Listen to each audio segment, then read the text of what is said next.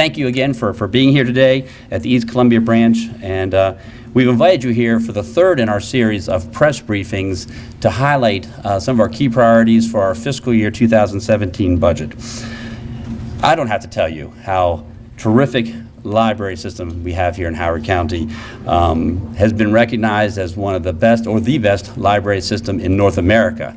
And we all know that just because we live here and we're here all the time, and Valerie and her staff do amazing things.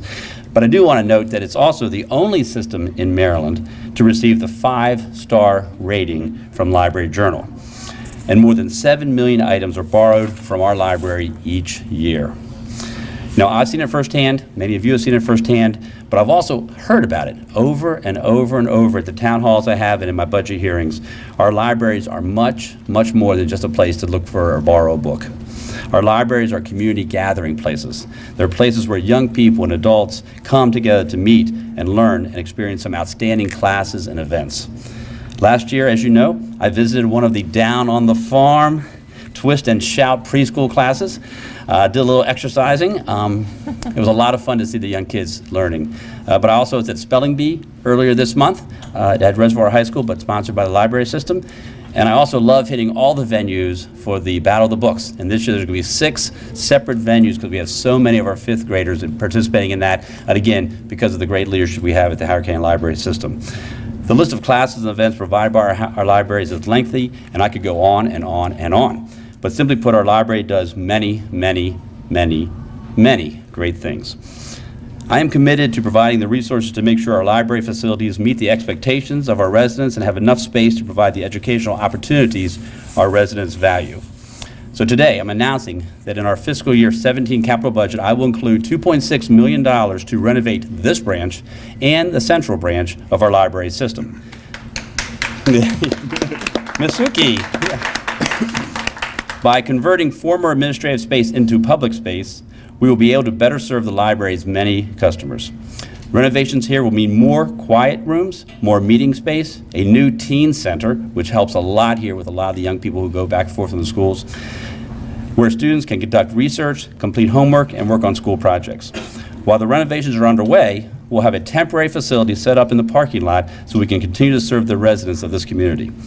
At the central branch, renovations will include an expanded children's classroom, a STEM classroom, and more space for project literacy to accommodate adult students who are currently on a waiting list.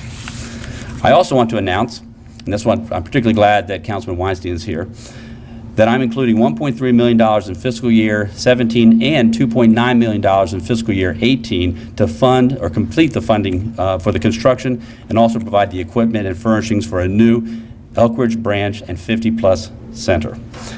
Yay! So I'm so happy also to have Phyllis and Star here and Jackie. The Elkridge Library will more than double in space, and the space for the seniors will increase nearly 5-fold. The funding for Elkridge will allow for the creation of a do-it-yourself education center. This will be the state-of-the-art education hub for students of all ages. It will even include a do-it-yourself collection with things like do-it-yourself tools for gardening and bicycle repair kits. We are hoping to break ground for the new Elkridge branch and 50-plus center in about 2 months. And since the Elkridge branch will be closed while this work is underway, and again, I want to thank Councilman Weinstein for working with us on this, I've already put the funding in place for a temporary facility that will continue to serve the needs of the folks who use both the library and the 50-plus center. The Howard County Library System is always and already ranked as one of the top 5 most cost-effective library systems in the country.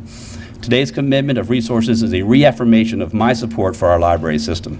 I believe this will be a smart investment, producing a great return for the people of Howard County. It's a pleasure to be here today. I want to thank not only the county executive, but also the county council. Thank you, Mr. Weinstein, and also the Maryland State Department of Education for funding these capital projects. The lion's share comes from the county.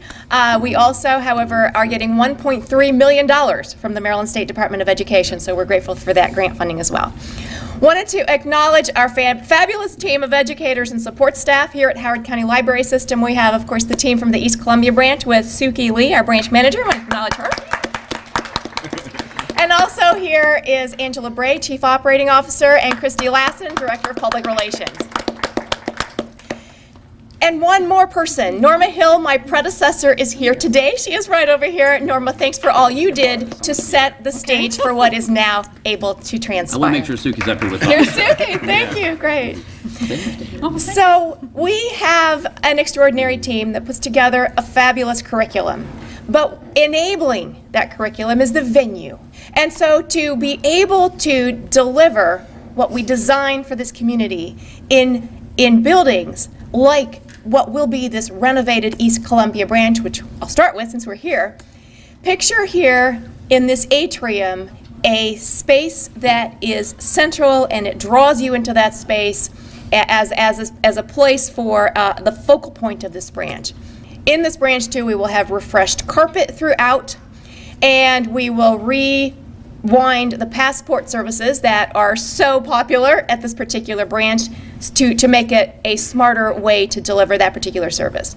Then in the approximate 9,000 square feet that used to be administrative offices will be Teen Up, a fantastic new teen center that will provide a classroom for homework club, for teen time, a new high-tech classroom, a new STEM lab. We will have all kinds of opportunities for science experiments in that lab. Nothing's going to blow up. It will all be fun and educational for the teens. Also in that area, a new cafe, a vending cafe. So it will be a draw for students of all ages there. But especially after school, for the 100 plus teens that come to this branch, really a great opportunity for academic enrichment in that particular wing. Next, the central branch, actually the central branch will be the first to close. That will be April 1. We will be closed for approximately 3 months there, and that too will be an entirely new, refreshed experience when customers of all ages come into that branch. So refreshed carpet, we will have 3 times the space for project literacy in that venue. That is our adult basic education initiative.